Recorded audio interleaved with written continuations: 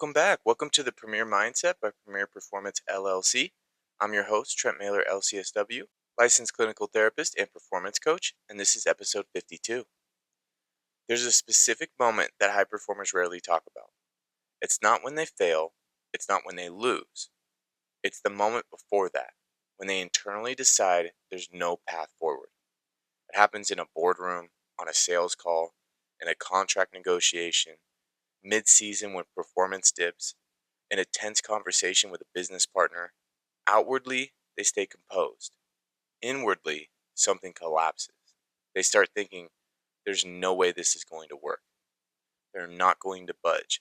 This deal is dead. This team can't turn this around. Or even there's no angle left. And once that internal decision is made, behavior shifts. Energy narrows. Voice tightens. Creativity drops. Risk tolerance shrinks. Presence changes. The deal doesn't die because of strategy. It dies because of nervous system collapse. That's what this episode is about. Not getting what you want because there's truly no path, but getting stuck in the belief that there isn't one. Quick note before we dive in, this podcast is for education and performance growth. It's not a replacement for therapy or medical treatment. If there is something you need, make sure you go and get it. We want to spread awareness and let people know about more things, but we need people to go get what they need. We also have our social media accounts all linked in the episode description, so make sure to follow along and get involved in those social media accounts where we continue to post content and we'll continue to put things out there. Now let's get into it. When high performers hit that wall feeling stuck and as if there is no path forward, they don't just feel frustrated, they redirect. They pull energy out of negotiation. They start mentally shopping for other options. They emotionally detach. They lower their ask. They stop pushing. They move on too early. Let me put you in a room. You're negotiating a growth partnership. Big upside, high leverage. You've done the prep. Numbers are solid. You present your terms. The other side leans back and says, that's not even close to realistic. Silence. Right there, your nervous system spikes. Heart rate shifts. Breathing gets shallow. Vision narrows. You start scanning for threat, not physical threat, status threat, competence threat, rejection threat. And here's the part that most people don't understand. The brain does not distinguish much between social threat and physical threat.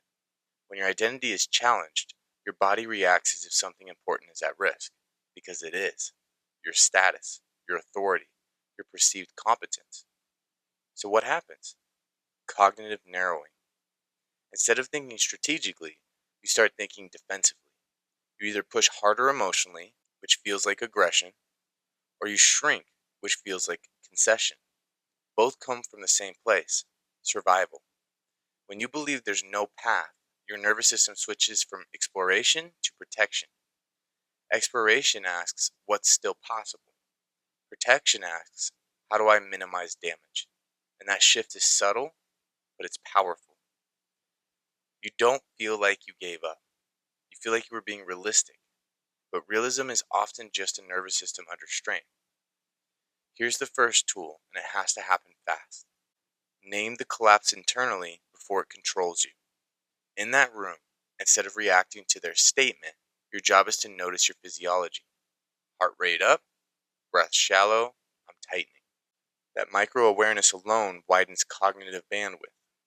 Then you slow one breath intentionally, not visibly dramatic, just controlled. Longer exhale than inhale, because the exhale is what signals regulation. You're not calming down to be peaceful, you're regulating to regain strategic access. There's a difference. Most high performers think they need more confidence. They don't. They need more regulation under status threat. Because when regulation returns, possibility returns. Now let's go deeper. Why does this collapse hit so hard? Because high achievers tie outcome to identity. If the deal falls through, it's not just lost revenue, it's what does this say about me? If the team resists, it's not just friction, it's am I losing control? If the market pushes back, it's not just economics, it's am I not as sharp as I thought? Hopelessness is rarely about the external situation. It's usually about internal interpretation.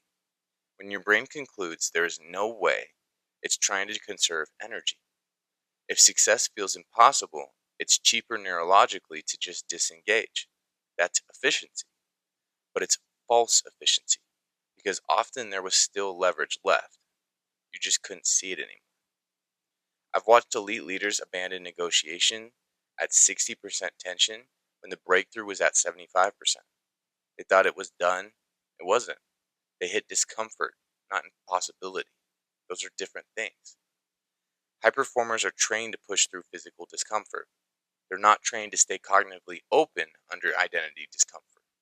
That's the blind spot. So let's sharpen it. When you feel that internal statement, the there's no way, don't ask whether it's true. Ask what just got threatened.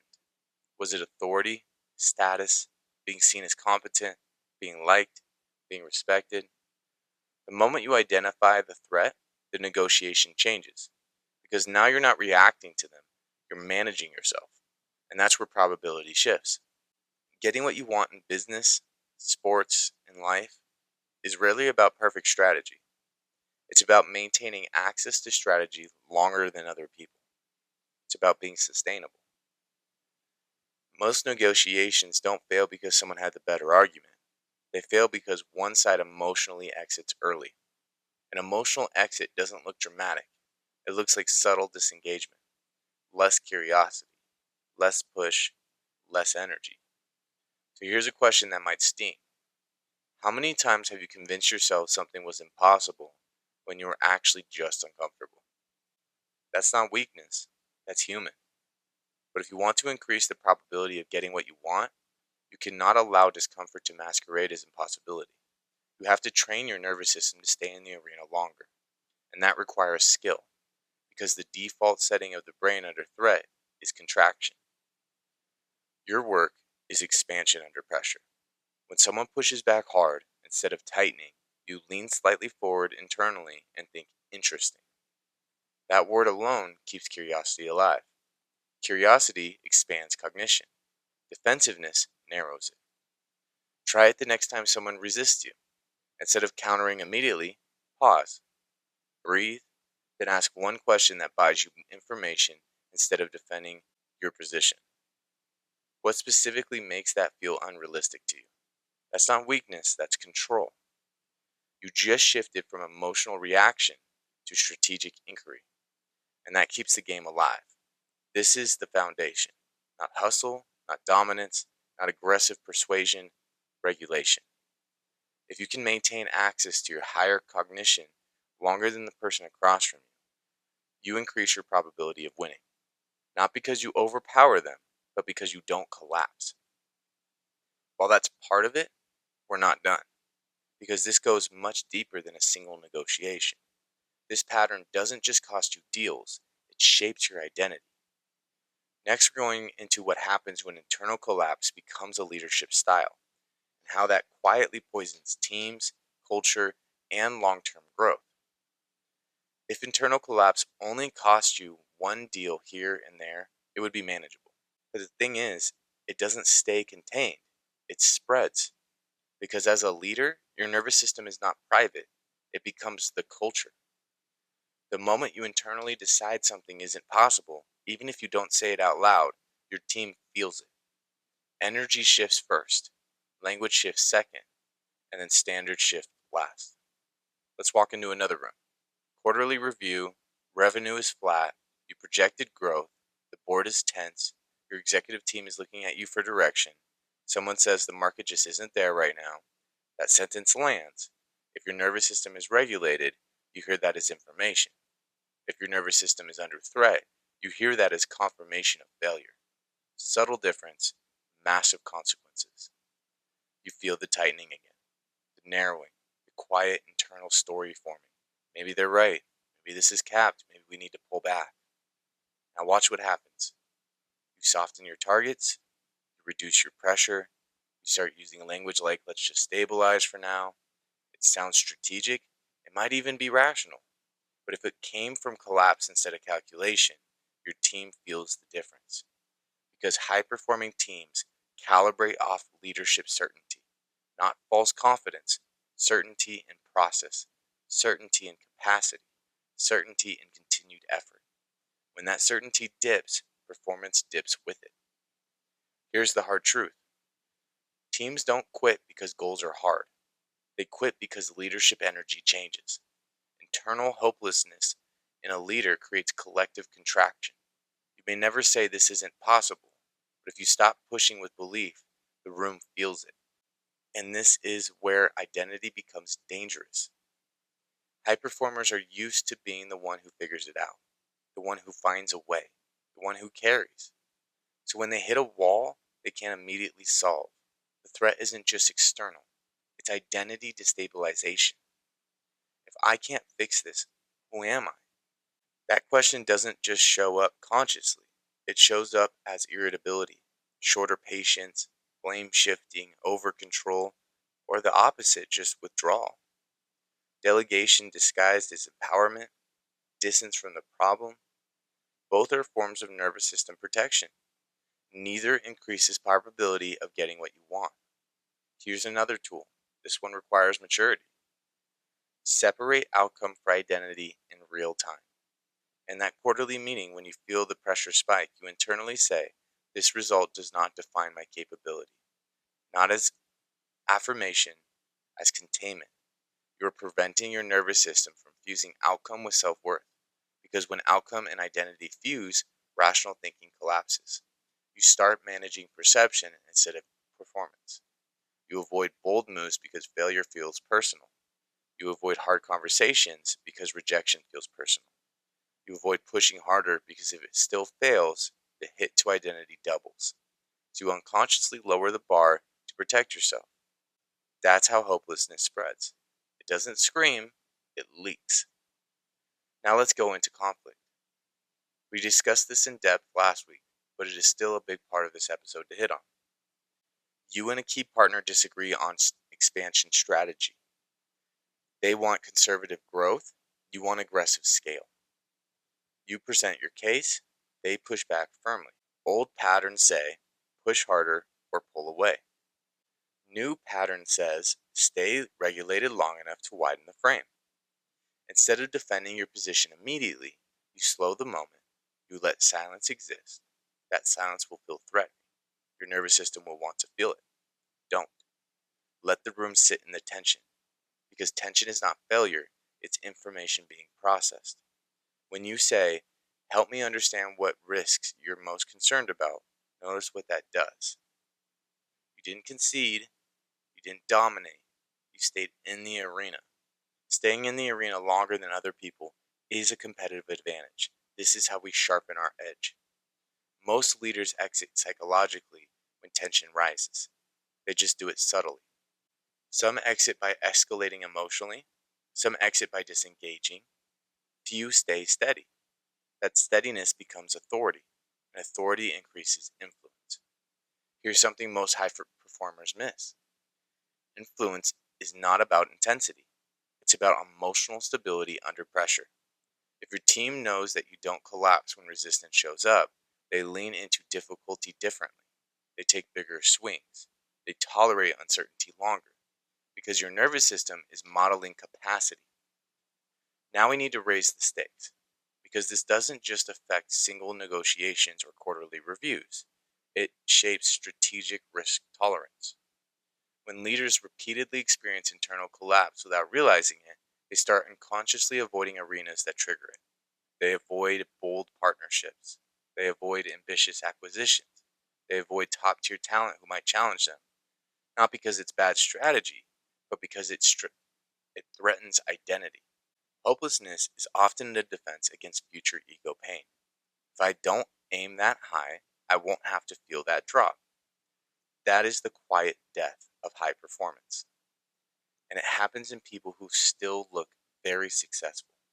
Revenue still coming in, teams still operating, brand still intact, but expansion stops.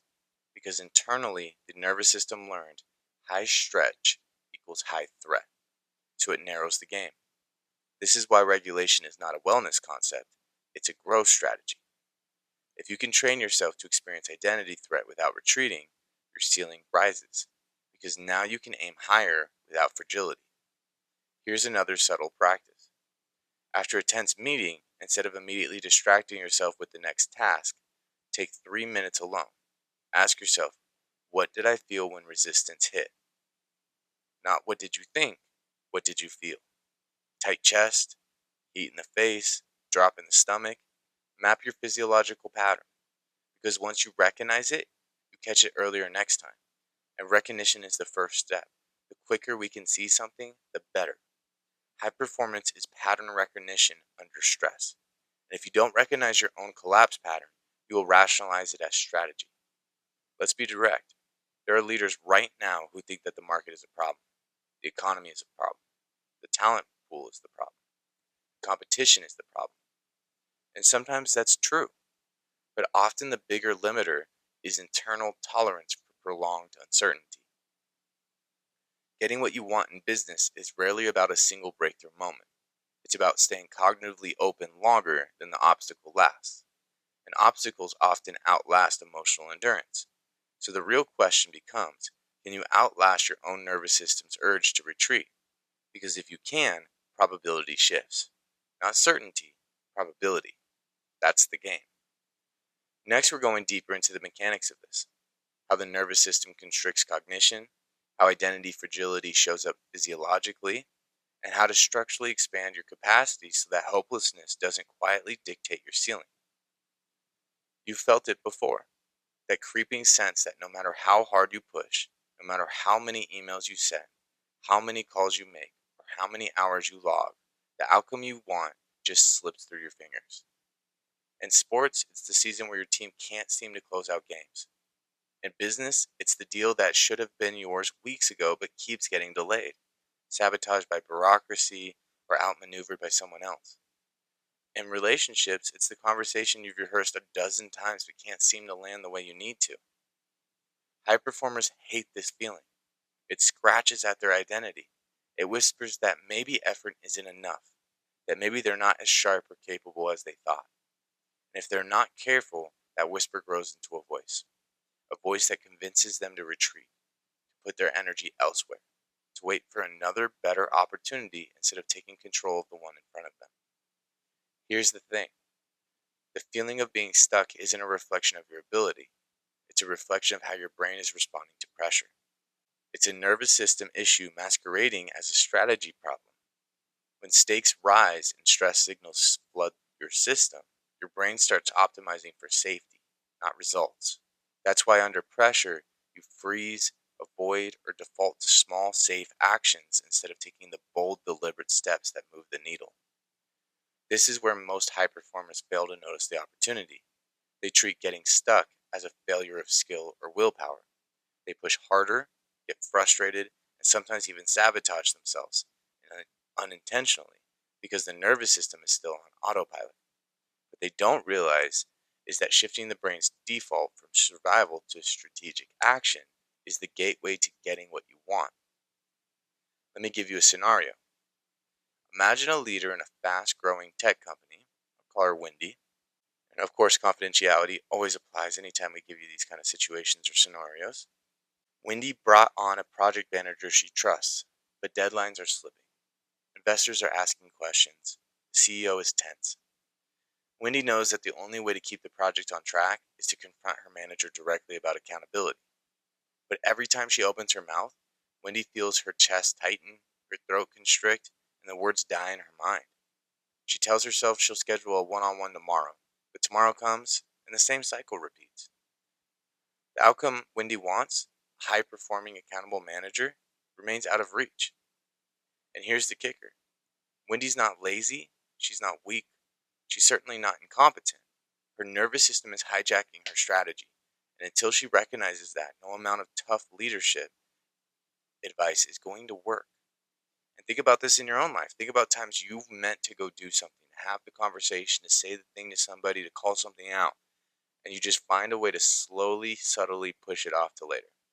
There's always a reason, there's always a justification. It is so easy to fall into. We just have to make sure we're not. We have to call ourselves out and hold ourselves accountable when we are. We have to face the things we need to face. And this is where a tool comes in. This is the tension to action protocol. It's deceptively simple, but it works. When you feel the squeeze, the anxiety, the constriction, the hesitation, you do just three things. First, you anchor your body. Drop into your body and identify exactly where tension is holding you. Chest tight, jaw clenched, shoulders up. Label it. Naming it is the first step in taking control. Name it to tame it. You have to talk about what you're feeling. So let's notice it and let's talk about it and let's feel what you're feeling in your body. Next, we go into micro commit. Instead of attacking the problem in its full scope, commit to the smallest possible forward action that actually moves the outcome. Maybe it's a 5-minute check-in call. Maybe it's a single clarifying email or one specific question in a meeting. The key is action, not perfection. After that, we want to trigger forward motion. So immediately after that micro action, note that shift in your physiology. The chest unclenches, throat opens, your brain releases dopamine for movement. You've turned stuck into strategic motion and momentum builds. Applied here, our Wendy might finally schedule that one-on-one with a single non-confrontational agenda item. Let's align on the top 3 priorities and your deadlines for each. She's not launching into a tirade or trying to fix everything in one conversation. She's reclaiming control through calibrated tactical action. The principle scales. In business negotiations, it's the single question that cuts through noise. In sports, it's the first aggressive step in a play that opens the whole field. In relationships, it's the initial honest statement that breaks through avoidance. The tension to action protocol isn't about courage alone. It's about engineering your nervous system to act under pressure, which is the hidden variable separating high performers who succeed from those who stall. But let's push deeper. High performers often hit the same roadblock over and over because their brain starts playing the no-win loop. I tried this last time. It didn't work. I'll probably fail again. Why bother? This is a cognitive trap, and the only way to exit it is with another technique, the outcome reframing under pressure. Here's how it works. Instead of obsessing over whether you win or lose a single interaction or outcome, you shift focus to what learning or leverage you can extract immediately. Ask, what's the minimum viable win here? What information or clarity can I get that changes the game next? How can this action increase probability, not guarantee result? Outcome reframing under pressure converts hopelessness into data gathering, into strategic positioning. It removes emotional overinvestment in a single instance and replaces it with a mindset focused on long-term trajectory. Picture an athlete stuck on a free throw slump. Instead of berating themselves, they analyze the smallest adjustments, the wrist angle, the foot placement, the breath timing. Each shot becomes a data point, each miss an opportunity to calibrate. Suddenly, the nervous system shifts from fear-based avoidance to curiosity-driven engagement, and improvement accelerates. Here's where this next part adds a strategic pivot between identity and systems. You're no longer just a high performer who gets stuck. You're a high performer who can engineer your own nervous system and attention to maximize probability of success. You move from self-judgment to actionable leverage, and that's the bridge to the deeper systems level solutions we'll explore in this next section. Let's make it concrete with another leadership scenario, this time in conflict. A sales VP, we'll call him Todd, always confidential, don't worry, is managing a team where 2 top performers are constantly at odds. Every meeting escalates to tension, passive aggression, and undermining each other. Todd has tried mediating, coaching privately, and even letting them work it out. Nothing sticks. Every attempt feels like a dead end. He's at the exact tipping point where high performers give up. But here's what shifts the outcome. He used micro commit action plus outcome reframing. He schedules a single, structured 30-minute session focused only on shared goals, not personalities. He sets the minimum viable win. Each party must articulate one specific action that contributes to the target metric this week. He treats the session as data gathering, not a judgment session. And the result? The argument doesn't disappear, but the energy shifts. The team begins reporting tangible progress. Todd's nervous system is calm. His brain sees the leverage, not the threat, and he's now positioned to implement system level changes, tracking metrics, accountability check ins, and performance reinforcement. That prevents the same deadlock in the future. Here's the key insight for you: high performers don't always get what they want because they chase the outcome too hard. Often under stress, instead of engineering the conditions that increase probability, stuck isn't about failure. It's about insufficient leverage. And leverage comes from micro action, nervous system management, and precise outcome reframing. This is also where identity meets strategy. It's not enough to say, I'm a high performer, I'll figure it out. You must say, I'm a high performer who builds leverage, even under pressure, and I act deliberately on the smallest, most strategic moves before the situation controls me. When you start living from that identity, everything changes. Your nervous system responds differently. Your team sees clarity instead of panic. Your competitors and peers respond to your agency, not your reaction. And the probability of getting what you want in business, in sport, in relationships, in life increases exponentially. Let's recap the mental architecture you're building in this area. First, recognize the stuck signal as a nervous system response, not a reflection of ability. You got to see it for what it is. Next, micro action under tension converts anxiety into forward motion. We want to create momentum. The more momentum we can create, the further we can go. Then outcome reframing replaces emotional overinvestment with strategic leverage. Finally, identity anchoring solidifies you as a high performer who can act under pressure rather than reacting to it. Even though we haven't yet moved into the full structural system solution, this is the turning point. From here, you're positioned to analyze dynamics, implement long-term systems, and ensure that these behaviors aren't just situational flashes of brilliance, but repeatable mechanisms embedded in your performance DNA. To end this section, I want you to picture yourself in the next scenario that would normally stop you cold: a high-stakes meeting, a critical negotiation, a relationship conversation that could blow up. The tension hits, your first instinct is to retreat, but now you pause. You locate the tension in your body, you commit to one precise strategic action. Reframe the outcome. What's the minimal win I can extract? You take the step, and with that step, momentum begins. Momentum is magnetic. It creates options where you saw none. It opens doors, even if imperfectly. And for high performers, momentum is the currency of getting what you want. Here's the truth most high performers never confront. The reason you get stuck isn't because you lack talent, strategy, or willpower. It's because your internal systems, the ones controlling focus, decision making, and emotional resilience, are quietly hijacking your performance. When you feel trapped in a negotiation, a critical conversation, or a pivotal business decision, it's not the external factors that are limiting you, it's the internal collapse, the way your nervous system contracts under threat, narrowing cognition, constricting risk tolerance, and priming identity fragility. This is where the ceiling forms before the external challenge even arrives. Think about a time in business when you faced a partner, client, or investor who resisted your proposal. You may have noticed a subtle pattern. Your chest tightened, your jaw clenched, your thoughts looped obsessively around potential objections, your mind narrowed. Suddenly, every creative approach felt risky. Every aggressive proposal felt unsafe, and you began rationalizing retreat as a strategy. That's the nervous system doing its job, protecting you from perceived threat.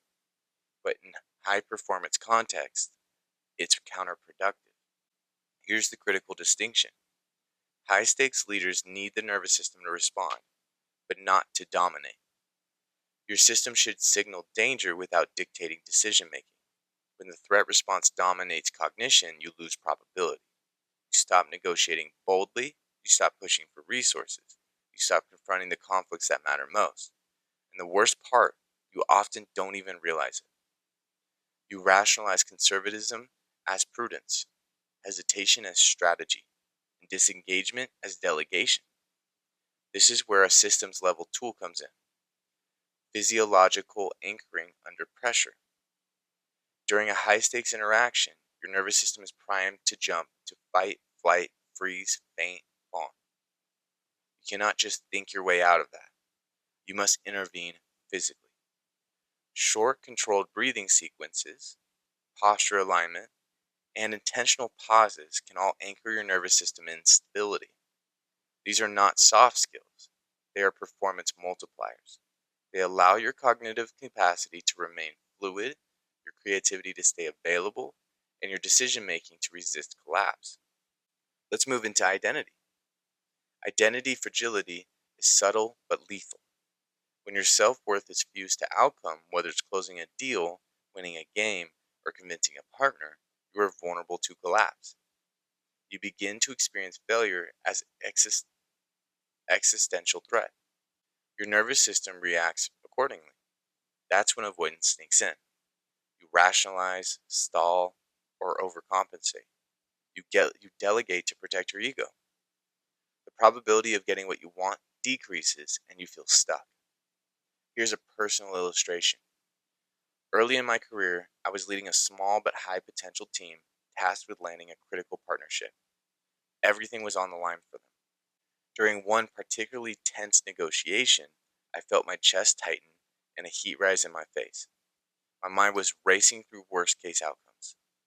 Normally, I would have panicked and allowed the threat to narrow my options. But instead, I paused, I noted the physical sensation, I reminded myself this pressure does not equal personal failure. I shifted my posture, took a grounding breath, and re engaged. That moment of regulation allowed me to think creatively, respond strategically, and ultimately secure the deal. This leads to another technique: control the controllables. Always control what you can and try to reflect to note the difference of what you can control and what you can't.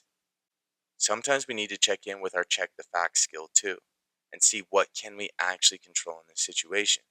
If we're not aware of what we can use as leverage, what tools we have at our disposal, chances are things are going to shrink. When your nervous system spikes, internally label it. This is stress. This is not failure. This is not me. This is situational data.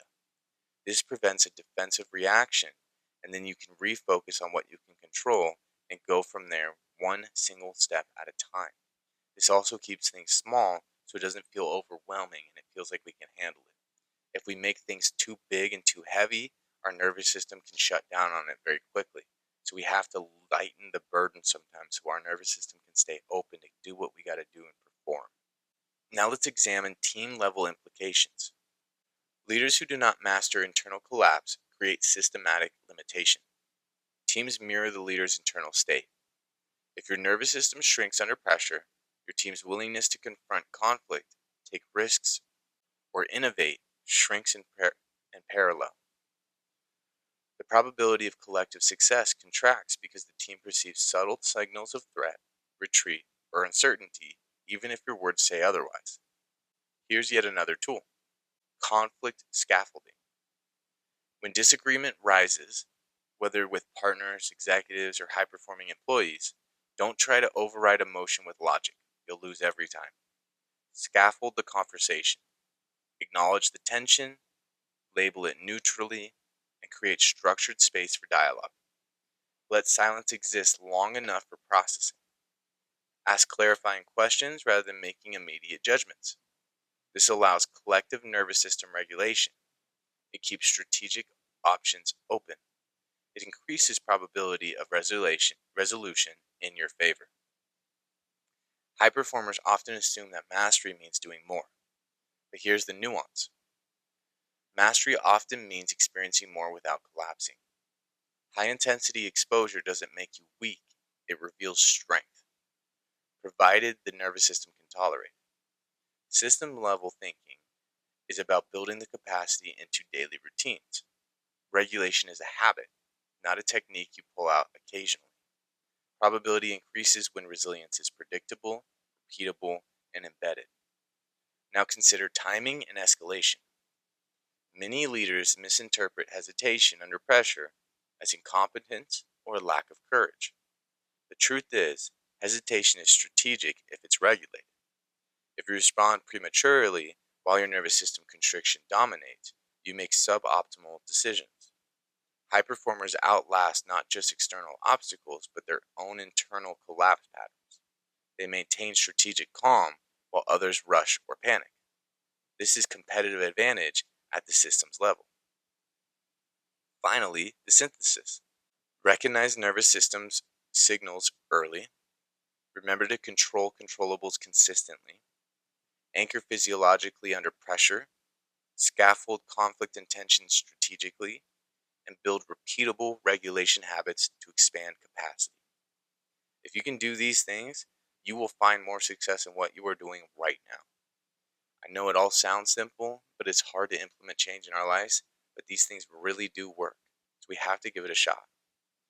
Integrating these systems tools increases the probability of getting what you want in business, sports, leadership, and conflict resolution.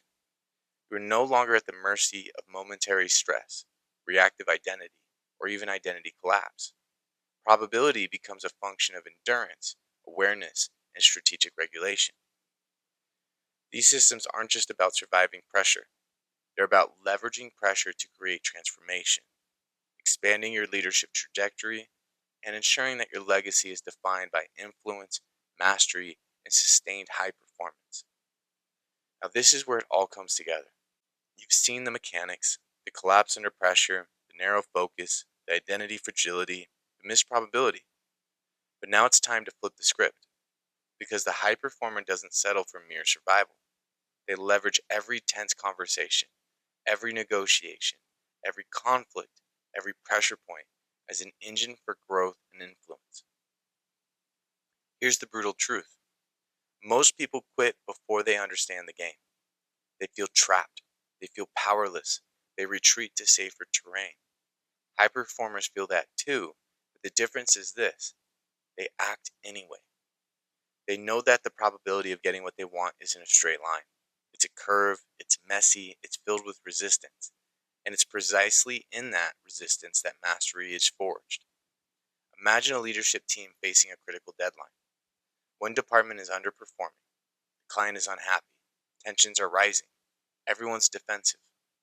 Most leaders would isolate themselves, push accountability downstream, or compromise prematurely just to preserve comfort. The elite leader does something different. They notice the subtle contractions in their own chest, the tightness in their jaw, the looping narratives of blame in their mind. And instead of giving in to collapse, they regulate, assess, and engage strategically. They enter the conflict fully aware of risk and reward, ready to create leverage without sacrificing integrity. They navigate tension with nervous system mastery. The outcome? Higher probability of success, deeper team trust, and influence that compounds over time. Here's another tool. Leveraging regulated intensity.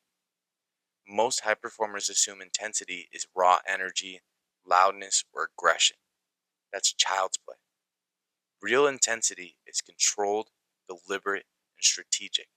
It's the ability to hold high stakes in mind, feel the heat of pressure, and move decisively without giving in to panic or defensiveness.